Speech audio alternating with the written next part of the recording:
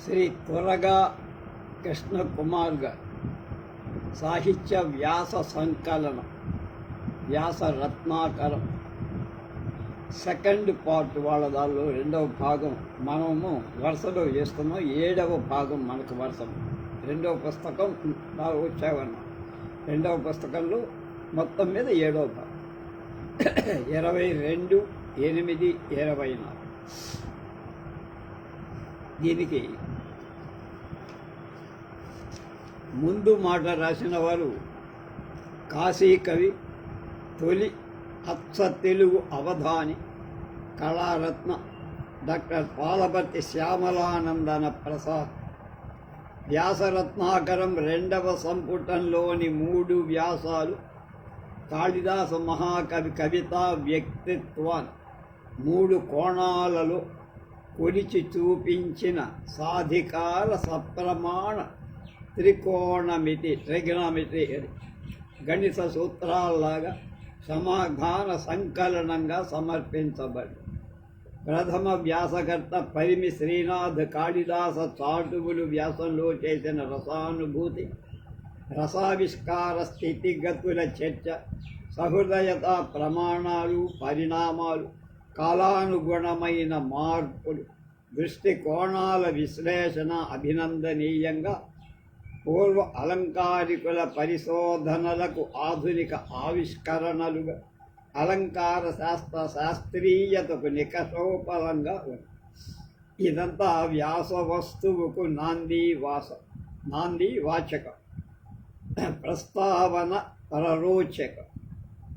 ఇక కాళిదాసు అన్న మనిషి భారత జాతి మీద చూపించిన ప్రభావం అంతా ఇంత కాదు అని ప్రారంభించి ప్రారంభమైన ప్రథమాంకంతో కాళిదాస కవితా విశిష్టతల అనుభవైక వేద్యతను క్షీణాంశుకంగా రెప్పలాడించారు. కాళిదాసు అన్న కవి అనకుండా మనిషి అనటంలోనే 1,00,000 పుటల భాష్యము. కాళిదాసు ఒకడు కాదు, ఆ పేరుతో వేరు కాలాల్లో 3 కవులున్నారు. ఈ చారిత్రక అంశంతో ఎవరు అసలైన కాళిదాసు, నామమాత్ర కాళిదాసు అనే రహస్యాన్ని ఆయన పేరుతో ఉన్న చాటువులలో కవితాత్మ పరిశీలనతో నిరూపించారు. మొదటి కాళిదాసు పేరు మాతృగుప్తుడు, రెండవ కాళిదాసు పేరు మేధారుద్రుడు. ఇలా కాళిదాసు ఒక కుటుంబం పేరుగా వ్యాసనామంగా కొనసాగిన వైనాన్ని చూపిస్తూ కాళిదాసును ఒక వ్యక్తిగా భారతీయులు ఏనాడూ మర్చిపోయారు. ఆయన కవితా కుంభావ రూపం అనడం ఈ వ్యాసానికి మేరుపూస. ఒక్క ఉపమాలంకారమే కాక ఇతర అలంకారాలను కాళిదాసు ముద్రను అనేక చాటువుల సోదాహరణంగా చూపిస్తూ నకిలీ బంగారాన్ని కూడా పట్టుకున్నారు. కాళిదాసు ఎంత లౌకికుడో అంత పారమార్థికుడు అన్న చివరి పేరాలు వ్యాసకర్త ఈ పరిమి అంటే ఈ సర్కంఫరెన్స్ పరిమితానుష్ఠాన ఫలితం మనకు లభించింది. పరిమి శ్రీరామనాథులకు సాధువాదాలు. ఆ పరిమి ఈ పరిమితో కలిపారు. కవితా తిలకుడు మహాకవి కాళిదాసు 2వ వ్యాసకర్త మాడుగుల అనిల్ కుమార్. కాళిదాసు వైశిష్ట్యాన్ని, కాళిదాసు గురించి వివిధ ప్రఖ్యాత కవుల ప్రశంసలు, పూలు కోసి మాల కట్టి తోటలో పూలన్నీ మెడలోకి తెచ్చేశారు. కాళిదాసు కాలం 4వ శతాబ్దంగా, జన్మస్థలం ఉజ్జయినిగా వివిధ రచనల ప్రస్తావన చేశారు. కావ్య నాటకాల కథా పరిచయం యువతరానికి మార్గదర్శకంగా ఏకత్రితమైపోయి కాళిదాసు పుట్టుపూర్వ తరాల కథ అస్తి కశ్చిద్ వాగ్విశేష దీపశిఖానామం, ఉపమాలంకార స్వామ్యం, వైదర్భీ రీతి, అలాగే దాని ప్రాధాన్యం, వినయం, ఆత్మవిశ్వాసం, గురు శుశ్రూష,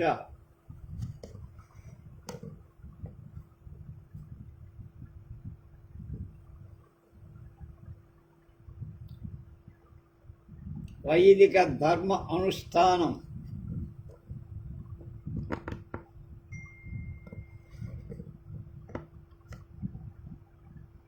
వివిధ కావ్య నాటకాల నుండి సోదాహరణంగా ఉపమాన నవకం, అలాగే ద్వావింశతి సూక్తి వైభవం, శాకుంతల చతుశ్లోకి ప్రాముఖ్యం, కాళిదాస బహుశాస్త్ర పాండిత్యం, అలాగే వేద విజ్ఞానం, పూర్వమీమాంస ఉత్తర మీమాంసాది శాస్త్ర ఉదాహరణలతో ఈ విధంగా పరిశీలించి చూస్తే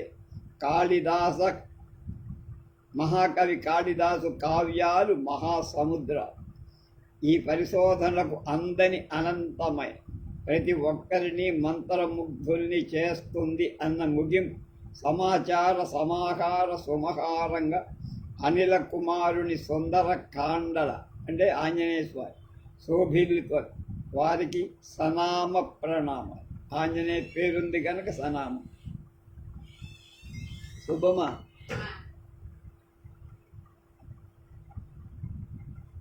ఇది కాస్త ఉతికారి. రెండవ సంపుటంలో మూడవ వ్యాసం కాళిదాసు శైవ ఉపాసన. వ్యాసకర్త డాక్టర్ టేకుమళ్ళ వెంకటప్పయ్య గారు శివభక్తుడైన రావణాసురుని 10 తలలను కాళిదాసు బంతులాడించి ఈ మహాకవి శివభక్తిని ఉపాసనను 3 నాటకాలు 3 కావ్యాలు ఆయన చూపించిన వైనాన్ని గుదిగుచ్చి మణిమాలగా ఈ వ్యాసాన్ని అందించి పాఠకులకు అరచేతి ఉసిరిగా చేసి ధన్యులయ్యారు. శృతి ప్రమాణం, సాంఖ్య సిద్ధాంతం, నమక చమకాలలోని శివుడి అఖండ స్థితిని కాళిదాసు ప్రతిపాదించిన శ్లోకాలను ఉదహరించి ఉట్టంకించి శివతత్వాన్ని ఆవిష్కరించారు. అచ్చంగా శివుడి ఉపాసనగా కాక శివతత్వ ఉపాసనగా అది స్పష్టం కావడానికి శైవ ఉపాసన అని పేరు పెట్టిన గడుసరి టేకుమళ్ళ అంతటి మహాకార్యసాగరాన్ని రత్నాకరంగా సంకలన కర్తృత్వంతో తీర్చిదిద్దుతున్న శ్రీ త్వరగా కృష్ణకుమార్ గారి అభినందనమంద పరమ వాత్సల్యమూర్తులై ఈ సంపుటాన్ని అంకితం అందుకుంటున్న మహామహోపాధ్యాయ ప్రాచార్య బ్రహ్మశ్రీ శలాక రఘునాథ శర్మ మహోదయులకు సాష్టాంగ ప్రణామం.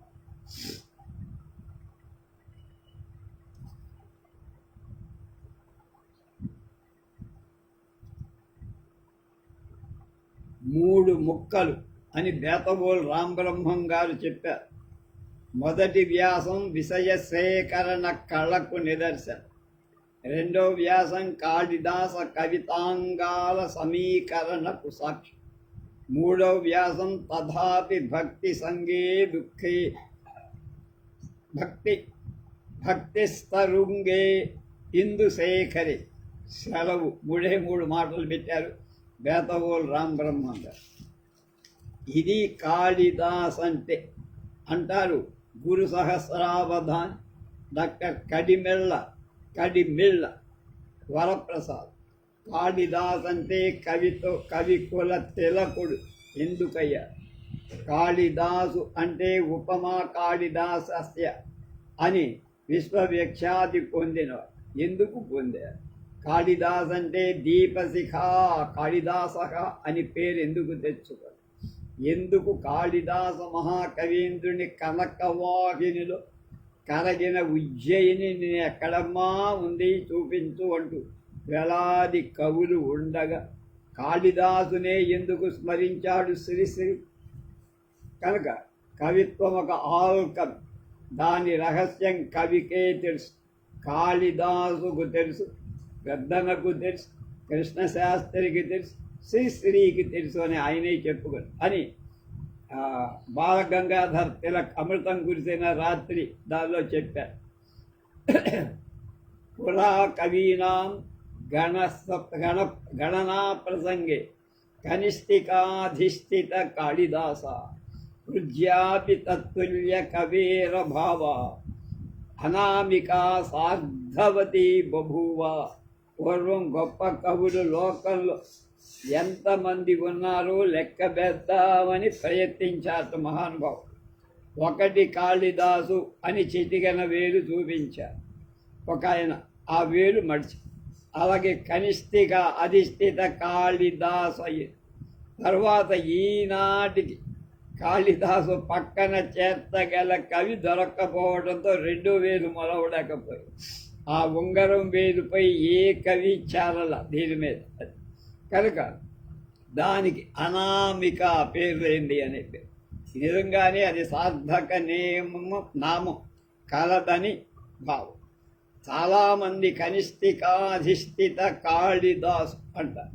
అలా అనకూడదు, కాళిదాస అనాలట. అది ఆయన చెప్పే. ఇంత పెద్ద కితాబు కాళిదాసుకే లోకం ఎందుకు ఇచ్చిందట? కాళిదాసు కవిత్వం కొంత, నా పైత్యం కొంత అని ఆనాటి నుండి ఈనాటికి ఎందుకది పుట్టింది, అది వ్యాపించి ఉంది. ఎన్నటికీ సమాధానం వీటన్నిటికీ సమాధానం దొరకాలంటే ఒకటే మాట, కాళిదాసు కవిత్వం మొత్తం చదివేయట. కొంతమంది కవులు ఏదో ఒక వ్యాసాన్ని రాస్తారు, కానీ ఏదో ఒక కావ్యమే జనాలలోకి వెళుతుంది. ఆ కవి గురించి తెలుసుకోవాలంటే ఆ ఒక్క కావ్యం ఇతిశ్రీగా చదివితే చాలు. కానీ కాళిదాసు రచనలో శ్రవ్య కావ్యాలు 3, అభిజ్ఞాన శాకుంతల ఉత్కర విక్రమోర్వశీయ మాళవికాగ్నిమిత, ఇవి కాక ఋతు సంహార కాలామృతాది గ్రంథాలు కూడా ఆయనవే అంట. అవి పక్కన పెట్టే నిశ్చిత రచనలు ఒక్కొక్కటి ఒక్కొక్క సాగర మహాసముద్రం. అన్ని సముద్రాలు శాంతం ఈదితే కాదు, కాళిదాసు హృదయం తెలిసి. అలా అనుకుంటే ఎవ్వరికి ఈ మహాకవి అందరు. ఎందుకంటే కొందరు మహాపండితులు తప్ప వేరెవ్వరూ అలా మొత్తంగా చూడలేరు. అయితే వాళ్ళందరికీ కాళిదాసు హృదయం అందకపోవటమేనా అని ప్రశ్నిస్తే అలా ఏం బెంగపడక్కర్లేదు. ఇదిగో ఈ పుస్తకం ఆశాంతం చదవండి, కాళిదాస్ అంటే ఏమిటో తెలిసిపో, వాని కవితా వైభవం ఏమిటో అర్థమవుతుంది. అలంకారాలతో ముఖ్యంగా ఉవ్విళ్ళూరించే ఉపమానాలు కాళిదాసు ఎలా ఆడుకుంటాడో తెలుస్తుంది. శబ్దాలతో ఎలా ఆడుకుంటాడో, క్రీడిస్తాడు బోధపడు. రసంలో పాఠకులను ఎలా ముంచెత్తాడో తెలుసు. తరువాతి కవులకు ఎలా మార్గదర్శకుడు అయ్యాడు ఎరుకపడు. కొందరు కవులైతే ఆ మార్గంలో కాళిదాసును మరపించి సాహితీ రెరుంసువులను ఒప్పించలేక ఎలా పక్కదారులు పట్టి పయనించారో కూడా తెలుస్తుంది. మరి ఎంతగా పంపు కొడుతున్నారు, ఆయన చెప్పిన ఆ మాట వాయిస్తున్నారన్నాడు, నేను పంపు కొడుతున్నా. ఎంతగా వాయించేస్తున్నారు, ఏముందయ్యా ఈ పుస్తకంలో అంటారేమో. ఈ వ్యాసరత్నాకరం 2వ సంపుటం కేవలం కాళిదాసుకే పరిమితం కనుక 3 రచయితలు రాశారు కనుక వాడు కూడా అసామాన్యులు కనుక. మొదటి రచయిత పరిమి శ్రీనాథ్ గారు కాళిదాసు చాటువులనుతే అనే పేరుతో 23 పేజీల వ్యాసం రాశారు.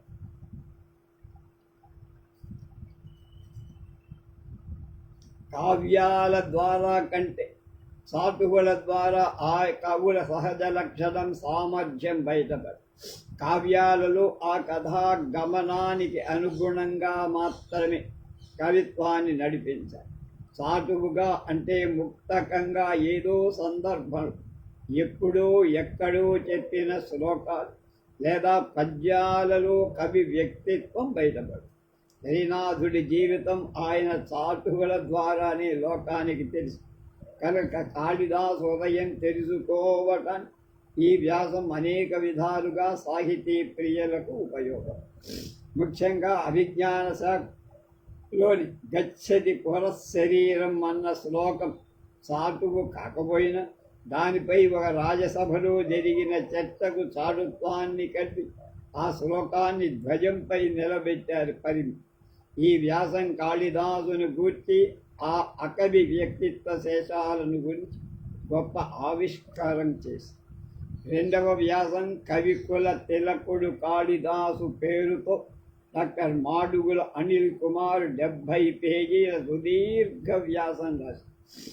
అంత వ్యాసాన్ని తయారు చేసేందుకు ఆయన ఎన్ని రోజులు కష్టపడ్డారు. కష్టే ఫలి అంటారు, కానీ ఇక్కడ కష్టం వారొక్కరి, ఫలం మనందరిది. ఇందులో కాళిదాసు జన్మ ప్రదేశాన్ని గురించి చర్చన చేశారు, రచనల గురించి వివరించారు, కావ్యాల సంగ్రహ పరిచయాన్ని అందించారు. కాళిదాసు పుట్టు పూర్వోత్తరాల గురించి వివేచన చేశారు. కాళిదాసు గురు శుశ్రూషను గురించి కూడా చెప్పారు. విశేషం ఏమిటంటే పర్యావరణ సంబంధ ఉపమానాలు ప్రత్యేకంగా వివరించారు. ఈకాలజీ కూడా. ఈ ఆలోచన చాలా కొత్తగా కనిపించిందంటున్నారు కడిమిళ్ళవ. కుమార సంభవంలోని 2వ సర్గలో లబ్ధ ప్రతిష్టా అనే శ్లోకానికి 27వ శ్లోకానికి చేసిన వ్యాఖ్య రచయిత వ్యాకరణ శాస్త్ర పాండితీ పట్టిమకు తార్కాలు. అలాగే వివిధ శాస్త్రాల్లో కాళిదాసుకున్న నైపుణ్యాన్ని చాలా సమర్థవంతంగా ఆవిష్కరించారు. కాళిదాసు కావ్యాలలో స్త్రీ పాత్రల గురించి చేసిన వివరణ చాలా ముచ్చటగా ఉంది. సొగసు ఎక్కడంటే అభిజ్ఞాన శాకుంతలం 5వ అంకం 36వ శ్లోకంలోని అనిర్వన్యం వరకళత్రం అన్న మాటతో వ్యాసాన్ని ముగించి ఇక 3వ వ్యాసాన్ని అందించిన వారు డాక్టర్ టేకుమళ్ళ వెంకటప్పయ్య. కాళిదాసు శైవ ఉపాసనం అనేది 7 పేజీల్లో అల్పాక్షరాలలో అనల్పార్థ రచనగా వీరి వ్యాసం రచన నడిచింది. శ్రీ అరవిందో మహాకవి వాల్మీకి వ్యాస కాళిదాసుల గురించి చెప్పిన మాటలలో ఈ వ్యాసాన్ని ప్రారంభించడం చాలా ఉదాత్తంగా వగర్ధా వివ సంపృక్తౌ అన్న శ్లోకాన్ని విశదీకరించటంలో కూడా వేదాంత, సౌందర్య లహరి, సాంఖ్య సిద్ధాంతం మొదలైన వాటితో సమన్వయం చేసి యా సృష్టి స్రష్టురాజ్యా అన్న అభిజ్ఞాన శాకుంతలంలో ప్రార్థనా శ్లోకానికి చక్కని విశ్లేషణ చేసి కనుక నమక చమకాలతో ఉదహరించి సమన్వయం కూడా చేసి స్వర్గస్థితి ప్రత్యవహార హేతు స్థావర జంగమానాం అని రఘువంశంలో 2వ సర్గ 44వ శ్లోకంలో అన్న శ్లోక పాదంతో వ్యాసాన్ని ముగించడం మంగళాత్మకంగా. కాళిదాసు కవిలోక మూర్ధన్యుడే కాదు, శైవోపాసనా ధన్యుడు కూడా అన్నది ఈ రచయిత మాట. అదే ఈ పుస్తకానికి ముగింపు పలికిన నుడి వీరి తోట అంటే పూల. ఇటువంటి మహనీయుల విశ్లేషణతో సాగింది కనుక ఈ గ్రంథం చదివితే కాళిదాసును చదివినది. ఇది మాత్రమే కారణమా? కాదు. అలనాటి సుప్రసిద్ధ చారిత్రక పరిశోధక కవి పొంగవు శ్రీ తురగా కృష్ణమూర్తి గారి మనవడు తురగా కృష్ణకుమార్గా తాతగారి సాహితీ హృదయాన్ని పుణికి పుచ్చుకొని పుట్టారు. ఎటువంటి లాభ అపేక్ష లేకుండా కేవలం సాహితీ సేవ చేసేందుకే త్వరగా ప్రచురణాలయం అనే పేరుతో ఒక ప్రచురణ సంస్థని స్థాపించి సొంత తైలం ఖర్చు పెట్టుకుంటూ ఎన్నో పుస్తకాలు అచ్చేస్తారు. ఇటువంటి వారి సేవ కాళిదాసు గుండె గుడిలో దారి తోపకుండా ఎలా ఉంటుంది? సరే, ఇవన్నీ అలా ఉంచేయండి.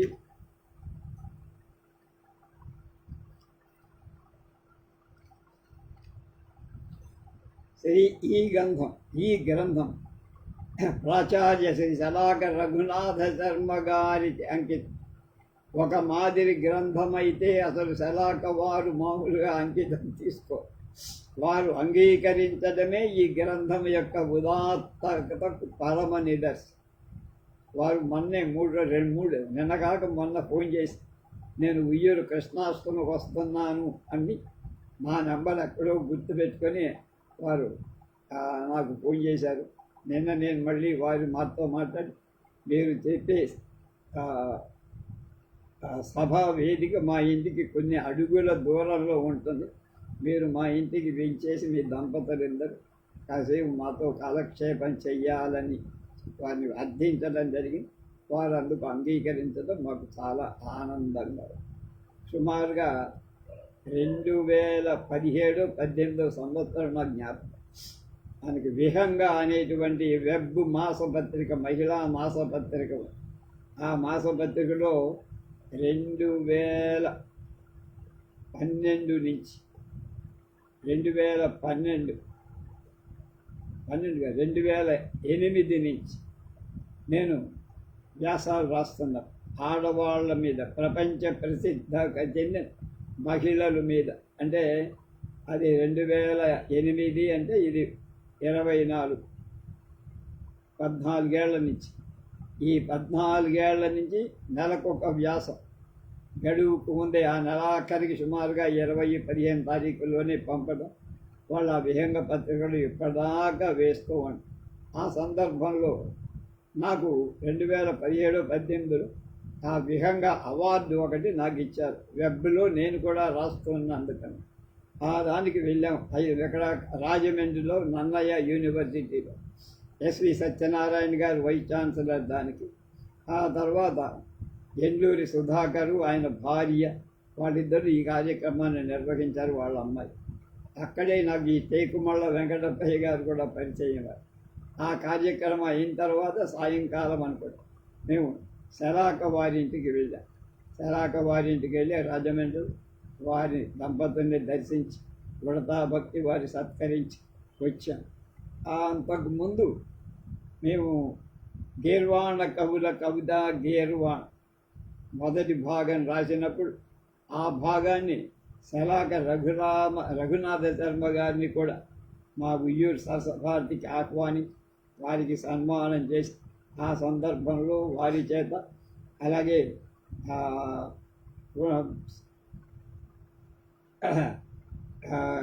All India radio station director Shri Aditya Prasad గారి చేత వీళ్ళందరూ సభాముఖంగా ఉండగా, అలాగే రామడుగు వెంకటేశ్వర శర్మ గారు డాక్టర్, వాళ్ళందరి సమక్షంలో ఆ పుస్తకాన్ని ఆవిష్కరణ చేసి. అయితే అంతకుముందు ఆయన ఉయ్యూరులో మాకు ఇక్కడ కళ్యాణ మంటపం ఉంది. ఆ కళ్యాణ మంటపం దగ్గర ఈయనెవరు,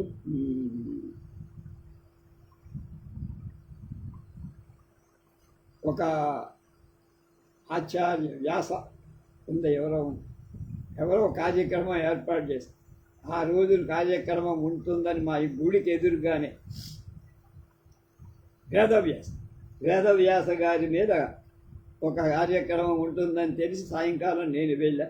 అది కొంచెం ఆలస్యంగా మొదలుపెట్టాను. నేను చివరిదాకా ఉన్నా. అందులో శలాకవాన్ని మొదటిసారి చూడటం, అంతకుముందు ఇక్కడ సభల్లో చూసినా మొదట బాగా మీ ఇద్దరు వేదిక మీద పక్కన కూర్చోవడం కూడా నాకు గొప్ప అదృష్టంగా నేను అలా పరిచయం అయిన తర్వాత వారితో ఎప్పటికప్పుడు మా పుస్తకాలు పంపడం, ఆయన కూడా నాకు పుస్తకాలు పంపడం, ఫోన్లో మాట్లాడటం.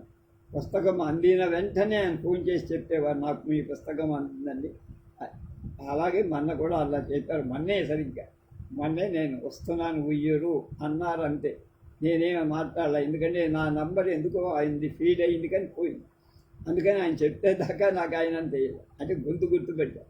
తర్వాత నిన్న నేనే ఫోన్ చేసి, మాకు ఇంటికి దగ్గరే మీరు వేదిక, మా ఇంటికి రావాలంటే తప్పకుండా వస్తాను మిమ్మల్ని, అందుకనే నేను ఫోన్ చేశాను. అంతటి సహృదయులు శలాక వారు. అందుకని ఇవన్నీ జ్ఞాపకం. కనుక ఒక మాదిరి గ్రంథం అయితే ఆయన అంకితం తీసుకో, వారు అంగీకరించటమే ఈ గ్రంథం యొక్క ఉదాత్తకు పరమ నిదర్శనం. ఇది కాళిదాస మహాకవి సమ్యక్ దర్శన, రసవత్ కవితా సందర్శన. చదవండి, రసగంగలో సానందంగా స్నానం ఆడండి, పులకించండి, పరవశించండి, తరించండి అన్నారు కడిమెళ్ళ వరప్రసాద్ గారు. ఇప్పుడు పాఠక మిత్రులకు వాంగ్మయంలో వేల ఏళ్లుగా రాజనాలు పండించి రాసిపోసిన దిట్ట రసరాట్టులు ఎందరో ఉన్నారు. ఆ రాశిలో మేలు కేళ్లను వెంగడించుకొని ఇవాళకి ఫలం రేపటికి బలం పొందగలగడమే ధ్యేయంగా ఆ దిట్టలు రసరాట్టులు కలం చేసుకున్న సాహిత్యాన్ని వ్యాసాలుగా పరిచయం చెయ్యాలని సంకల్పించుకొని ఆ ప్రయత్నం మొదలుపెట్టారు. వ్యాసరత్నాకరం పేరుతో ప్రాచీన కవుల సాహిత్య వైభవాన్ని పరిచయం చెయ్యాలంటే కొన్ని పుటలకు పరిమితి చేయాల్సి వచ్చింది కనుక కొన్ని సంపుటాలుగా ప్రచురించాలనే సంకల్పంతో రెండవ సంపుటాన్ని వెలువరించడానికి ఎందరో పండితులు తమ వ్యాస రచనలు అందిస్తూ సహకరిస్తారు. ఈ రెండవ సంపుటంలో మూడు వ్యాసాల సంకలనలుగా అందిస్తూ చేస్తున్నందుకు మా ప్రయత్నాన్ని ఆశీర్వది. ఈ రెండవ సంపుటానికి తమ వ్యాస రచనలో పుష్టి చేకూర్చిన పరిమి రామనాథ్ గారు, సంస్కృతాంధ్ర విద్యా పయోనిధి డాక్టర్ మాడుగుల అనిల్ కుమారు గారు, డాక్టర్ టేకుమళ్ళ వెంకటప్పయ్య గారులకు ధన్యవాదాలు తెలుపుతారు. ఎల్లవేళలా భారత భాగవతాలి ఉచ్ఛ్వాస నిశ్వాసాలుగా జీవనం సాగిస్తూ ఆర్ష విజ్ఞానాన్ని లోకానికి అందిస్తూ అత్యంత వాత్సల్యంతో ఎల్లప్పుడూ తమ ఆశీస్సులు అందిస్తూ మా అభివృద్ధి కాంక్షించే మహామహోపాధ్యాయ ప్రాచార్య శ్రీ శలాక రఘునాథ శర్మ గారి ముకుళిత హస్తాలతో నమస్కరిస్తూ మా ప్రచురణలు మొదటి నుంచి ఆశీర్వదిస్తూ మార్గనిర్దేశం చేస్తున్న ఆచార్య బేతవోడు రామబ్రహ్మం గారు సర్వదా కృతజ్ఞుణ్ణి అన్నారు. త్వరగా కృష్ణకుమార్.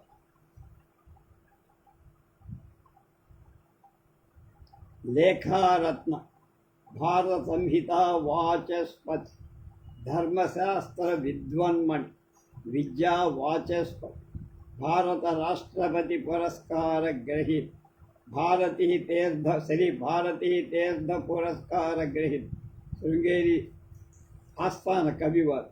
అలాగే మహామహోపాధ్యాయ శ్రీ శలాక రఘునాథ శర్మ గారి సారస్వతానికి చిరు నీరాజనం ఈ గ్రంథం అని వారికి అంకితం ఇచ్చారు. ఒరిగో శలాక వారు.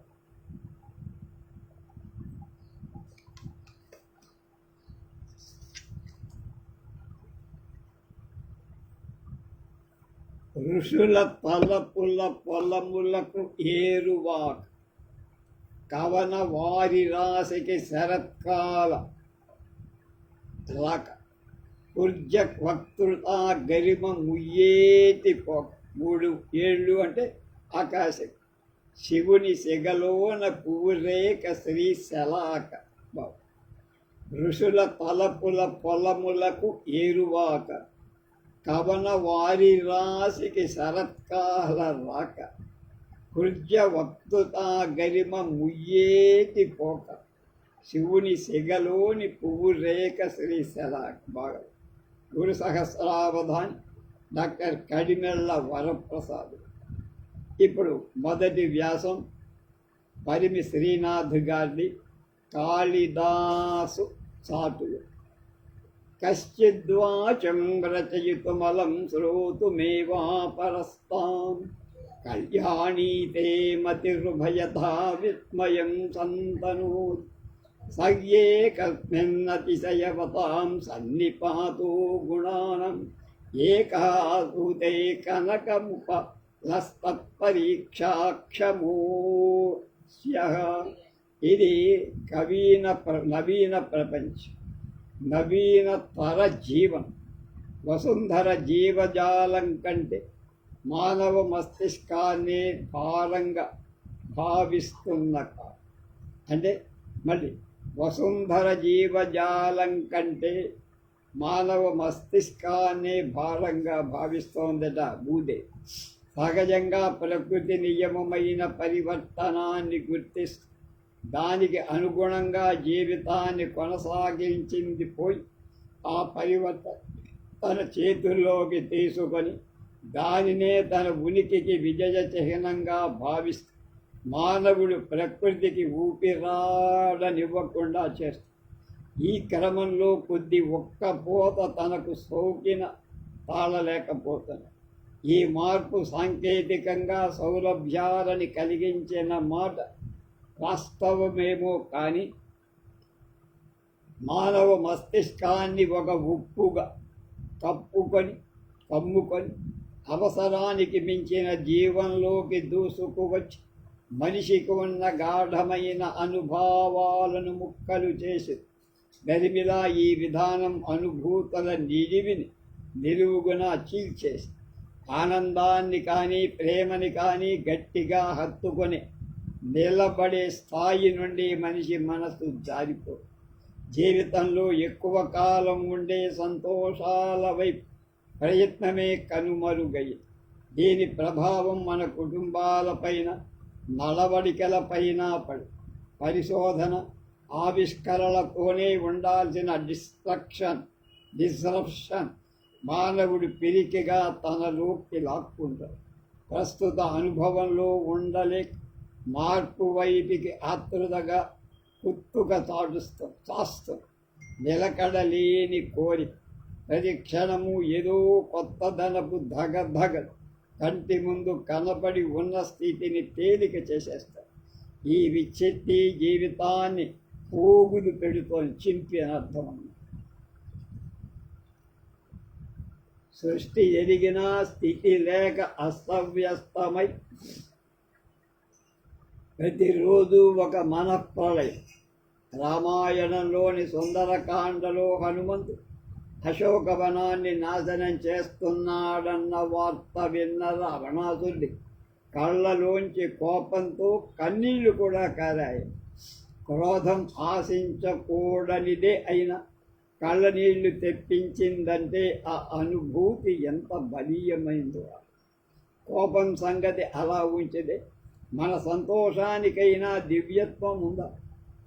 నేటి మానవుడికి బలవంతంగా పెదవులను సాగదీసి మనస్సులోకి నవ్వుని చొప్పించాలనే తాపత్రయం ఎక్కువై ఎంతటి దుర్దశలో ఉన్నాం అంటున్నారు.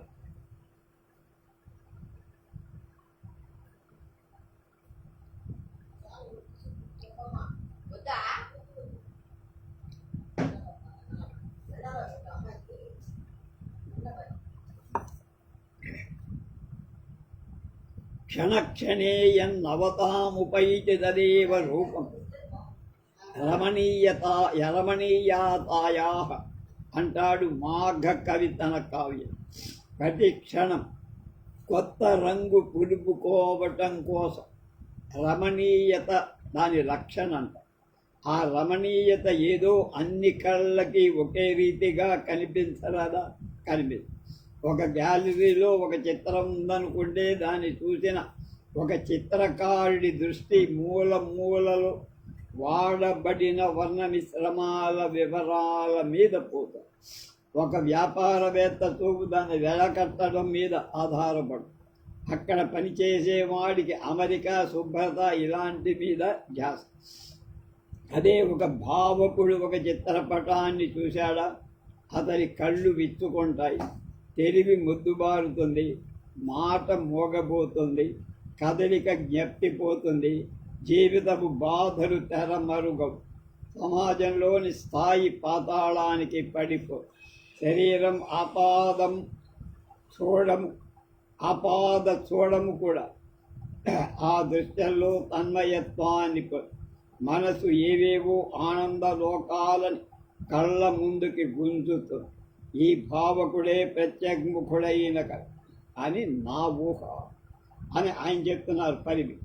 కనుక అతనికి మనసే కాగితం, చూపే లేఖిని అంటే రాసే కథ, జీవితమే కావ్యం. వాచికమైన కవులు శబ్దార్థాలలో కీర్తి పటాటోపాలలో పారాడుతూ ఉంటే భావుకుడు ఏదో ఒక వస్తువులో తనని తాను మర్చిపో. అతని విరంస తీరేది భాషకి, శాస్త్ర సిద్ధాంతాలకి అతడు అతీతంగా ఉంటాడు.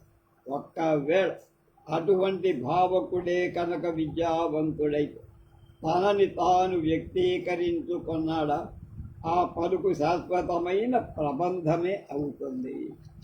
కవిత్వం అనే వస్తువు అక్కడ అవతరిస్తుంది.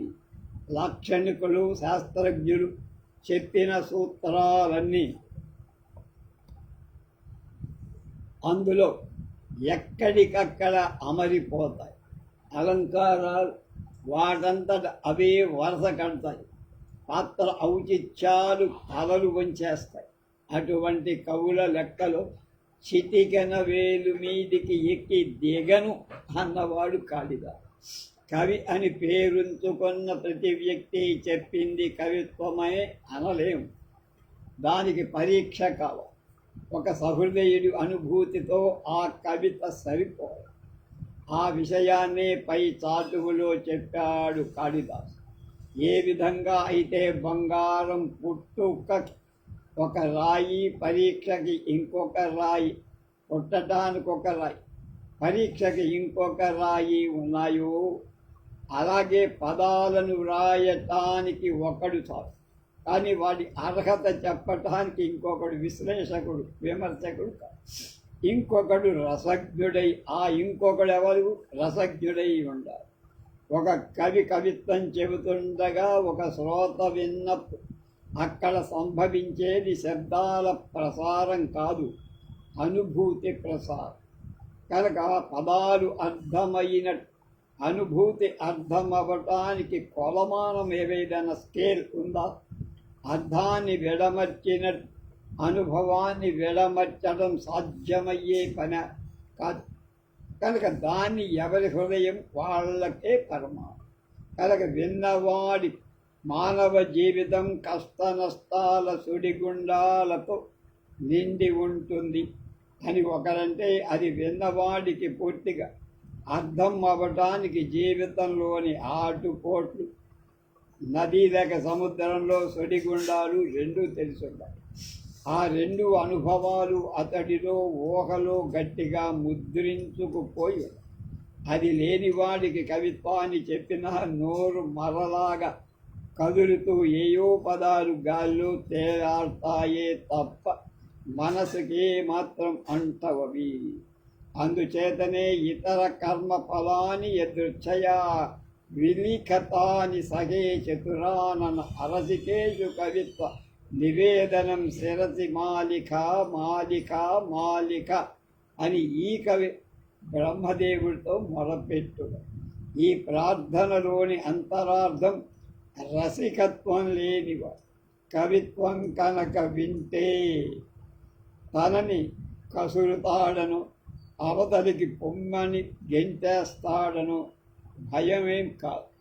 అసలు కవిత్వపు ప్రయోజనమే ఉపయోగపడదు, సిద్ధించదు, కలగదు, రాదు. కాళిదాసు అన్న మనిషి భారత జాతి మీద చూపించిన ప్రభావం అంతా ఇంతా కాదు. వాల్మీకి కావ్యమనే ప్రక్రియకు శ్రీకారం చుట్టి దివ్యత్వం ఉన్న మనుషులను చూపిస్తే మలినం లేని శుభ్రమైన మానవ ప్రవృత్తులలోని దివ్యత్వాన్ని కాళిదాసు తన కావ్యాల ద్వారా చూడు.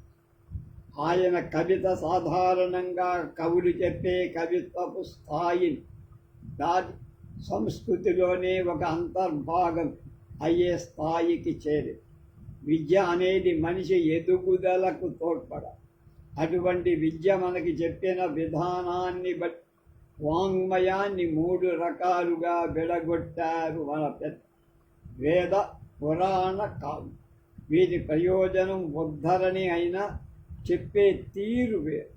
వేదం యొక్క మాట ప్రభు సంహితం, ఆర్డర్, అంటే ఒక రాజు ప్రజలను శాసించేటట్టుగా. పురాణం ఒక మిత్రుడు చెప్పినట్లు కథలతో, చరిత్రతో, ఉదాహరణ చూపిస్తూ స్నేహ సన్నిహితంగా బోధిస్తే, కావ్యం ఒక స్త్రీ పరోక్షమైన విధంగా నెపం ఇంకొకరి మీద పెట్టి చెప్పినట్టు కాంతా సన్నిహితంగా మనతో మాట్లాడుతూ.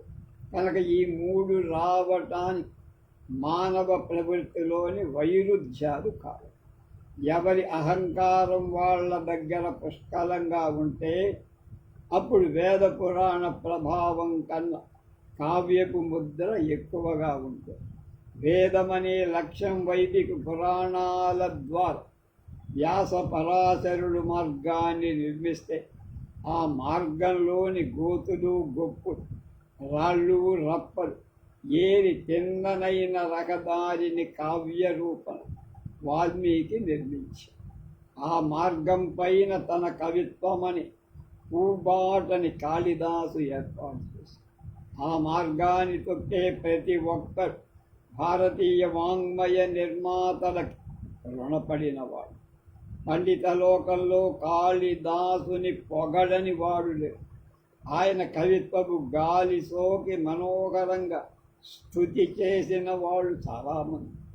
వారిలో దండి ఉన్నాడు, బాణుడున్నాడు, రాజశేఖరుడు, షోడ్ధరుడు మొదలై మల్లినాథ సూరి వరకు ఇబ్బడి ముబ్బడిగా ఉన్నారు. ఈ పొగడ్తలు చాలా ప్రసిద్ధమైనవి. కాళిదాస కవిత నవం వయః మాహిషం దధి సబద్ధి సశర్కరం పయః ఏన మాంసం అబలా చ కోమలా సంభవంతు మమ జన్మ జన్మ.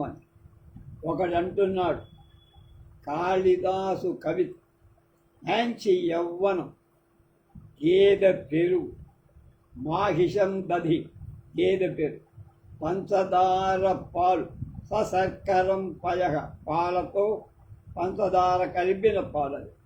అలాగే ఏన మాంసం జింక మాంసం, కోమలమైన స్త్రీ కోమల, అలాగే అబలాచ కోమల కోమలమైన స్త్రీ, ఇవి నాకు ప్రతి జన్మలో కలగాలి. కాళిదాసు కవిత మంచి యవ్వనం, గేదె పెరుగు, పంచదార పాలు, జింక మాంసం, కోమలమైన స్త్రీ ప్రతి జన్మలో నాకు లభించాలని ఒకడు కావాలని కోరుకున్నాడు. మహాకవులైన దండి రాజశేఖరుడు చేసిన పొగడ్తలు దీని ముందు ఎందుకు పనికిరావు. దానికి కారణం ఈ శ్లోకం చెప్పినవాడు పండితుడు విద్యావంతుడు కాదు, భక్తు సామాన్యుడు, లౌకికుడు, సగటు మనిషి, ఆశాజీవి. అంటే కాళిదాసు కవితా కన్యక పుస్తకాలలో నుంచి మనిషి జీవితంలోకి వచ్చినట్టే కదా. బాధల బండరాళ్ళని మోస్తూ జీవితం మీద ప్రపంచం మీద వెగటుతో బాధ భరించడమే శరణ్యం అన్నటువంటి మనిషి గాయాల వీపు పైన సుతారంగా వెన్న రాసి ఆ బాధ తగ్గించినట్టు. కనుక బడిలోకి తలని తీసుకొని ప్రేమగా, గుడిలో తలను తీసుకొని ప్రేమగా నిమిరి ధైర్యవచనాలు చెప్పి జీవితపు కొమ్మకు ఆశాలతను అంటుకట్టి ఎక్కడో సుదూర లోకాల్లోకి అయిపు పత్తా లేకుండా దొర్లిపోయిన కావ్యానందాన్ని భూమి మీదకి పట్టుకొచ్చి ఈ మహోపకారానికి ఎంతని విలువ కట్టగలం. కాళిదాసు మీద సుప్రసిద్ధ ఒక లోకోక్తి, ఉపమా కాళిదాసస్య అని. ఇది లాక్షణికమైన పొగడ్త కాదు. ఆ మహాకవి వేరే శబ్ద అర్ధ అలంకారాలు వాడలేదా? వాడే. ఆ ప్రయోగాల్లో ఔచిత్యం దెబ్బతిన్నాయా? అవి ఏం లేదు. పోలిక కాళిదాసుకు అధీనం ఉండటంలో అతని కవిత్వ యొక్క విలక్షణము. ఆ మహానుభావుడి వ్యక్తిత్వం, సమర్థత ఆ ఉపమాని ఉపయోగించటంలో. సాధారణంగా వచనానికి కవిత్వానికి కొన్ని తేడాలుంటాయి. అందులో ప్రధానమైనది సంక్షేపత్వం, బ్రివిటీ అంటాము. వచనంలో 100 మాటలలో చెప్పగలిగిన దాన్ని కవి కేవలం 10 మాటలను భావానికి నష్టం కలగకుండా చెబుతుంది. 2 సాధారణ వచన రచన లక్షణం వాస్తవాన్ని ప్రతిపాదించేదిగా ఉంటే, కవిత్వపు లక్ష్యం రమణీయమైన ఊహ చేయడంలో లేదా కంటికి కనపడని ఒక అందమైన భావాన్ని బయట పెట్టడంలోనూ ఉంటుంది. ఈ ఊహాజనితమైన భావాలు మామూలుగా మింగుడు పడని విషయాలని కరక్కాయ రసాన్ని తేనెలో కలిపి ఇచ్చిన తీయగా అందిస్తారు. ఈ తేనెని రసమని, అలంకారమని, ధ్వని అని, పాకమని రకరకాల పేర్లతో పిలిచారు మన పెద్దలైన అలంకారం. అసలు ఆ తీపి ఏమిటి అన్న ప్రశ్నకి ఒకే ఒక సమాధానం, పైగా ఇన్నిన్ని పేర్లు. ఒక్క సమాధానం లేదు కరెక్ట్గా, కానీ పేర్లు మాత్రం చాలా. ఆ పేర్లు కూడా ఎవరికి తోచినట్టు నిర్వచనాలు పుట్టు. ఇంతమంది మహాకవులు, ఇన్ని కావ్యాలు, ఇంత కవిత్వం, ఇన్ని లాక్షణిక గ్రంథాలు, శాస్త్రజ్ఞులు ఉండి కూడా కవిత్వంలోకి తీపికి ఒకటే ఒక నిర్వచనం లభించిందంటే వాళ్ళు అసమర్థులు అని కాదు అర్థం. అది అనుభవైక వేద్యం. ఎవరికి వాడు అనుభవించు, ఎవరికి వాళ్ళు రుచి చూడాలని. లడ్డు రుచి నువ్వు తింటే బాధ కాదు, నేను తింటే దాని రుచి నాకు చూసి తెలుసుకోవాల్సిందే. శబ్దమో అర్థమో తీయగా సృష్టించబడినప్పుడు భాషతో ఒక జీవికి పుట్టుక నుంచే ఉండే సంబంధం చే అది మనస్సుకు హత్తుకుపో. ఈ హత్తుకునేదేది కేవలం ఊహో కల్పనో కాదు. వాటి ద్వారా ఒక సత్యం దగ్గర కావాలి. ఆ సత్యం మనం కనుక్కోలేకపోయిందా లేదా అందుకోవాల్సిందా ఏదో ఒకటి అయ్యిందా. అది లేని కల్పనలు, ఊహలు, విపరీత భావనలు అయినా సరే వాటి ప్రయోజనకారులు కావు. అది ప్రస్తుతం తెలుగులో తయారవుతున్న కొందరు కొత్త కవులలో నన్ను బాధిస్తున్న అంశం. వీరి దగ్గర మిగతా కవులకు మించిన పద సంపద ఉంది. కొత్త కొత్త ఊహలు అనేకం ఉన్నాయి. అవన్నీ గుదిగుచ్చబడి ఒక కవితగా వెలికి వచ్చినప్పుడు ఉద్దేశించే విషయము లేదా దారు గిజగిజ తన్నుకుంటాయి. వీరిది నియమం లేని అధికారం. పద్యాన్ని తెలుగువారు అందుకే వదిలేశారు కాదు. అది అలా ఉంచితే కాళిదాస్ మానవ జీవితాన్ని విపరీత భావాలలోకి మార్పుడి చెయ్యటమని ఉపమని వాళ్ళ కవితాలోక రసగంగను మానవ జీవితంలో వలకపోశాడు. ఈ తర్జుమాకి ఆయన పోలికలని వాడుకున్న తీరుందే అనన్యసామ. భట్టు కవులని కవులలో ఒక రకం ఉన్నారు. వీరు నోరు తెరిస్తే పొగటు, కవిత్వ రూపంలో వెల్లువైపోతారు. ఏ జమీందారు పంచను చారడు. ఆయన సంతోషంలో ఉన్నప్పుడు నువ్వు ఇంద్రుడివి చంద్రుడివి అంటూ ఘుమఘుమలాడేటువంటి సంస్కృత పదాలతో ఏవో చెప్పడు. పదో పరకో పుచ్చుకో వేళపై. ఇదెందుకు చెబుతున్నానంటే ఇలాంటి వారి గురించి విన్నప్పుడు వాళ్ళని చూస్తే మనకి గౌరవం కలగదు, ఏవగింపు, అసహ్యం కలదు. కానీ ఇవాల్టి కాలంలో సంగీత సాహిత్యాలు ప్రధానంగా అందుకోసమే వాడుకోబడుతుంది. కవిత్వం పరిపుష్టం కావటాన్ని అది దేని చుట్టూ అల్లుకొని ఉందో ఆ వస్తువు తగిందై ఉండాలి. అది లేనప్పుడు ఆర్భాటంగా కవిత్వపు సృష్టి జరిగిన అది విలువలేంది అయిపోదు.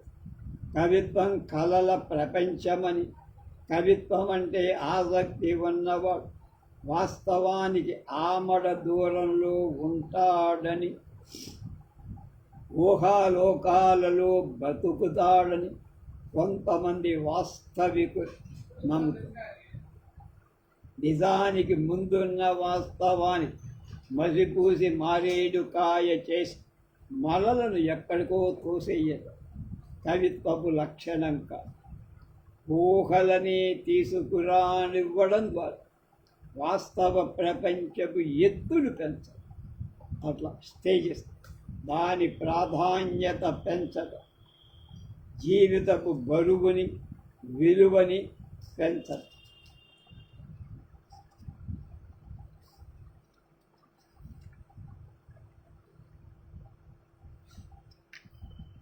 గచ్చతి పురశరీరం ధావతి పశ్చాదసంస్తుతం చేత క్షీణాంశుకమివ కేతో ప్రతివాతం నీయమానస్య.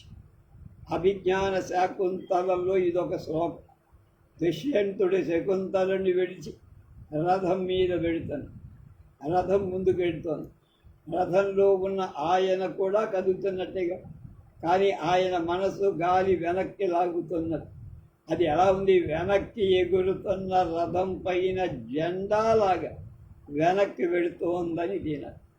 ఈ శ్లోకాన్ని చదివిన రాజుగారొకరు సభ తీర్చి తన ఆస్థానంలోని కవిని ఈ శ్లోకం పోలికను మార్చమని అడిగారు.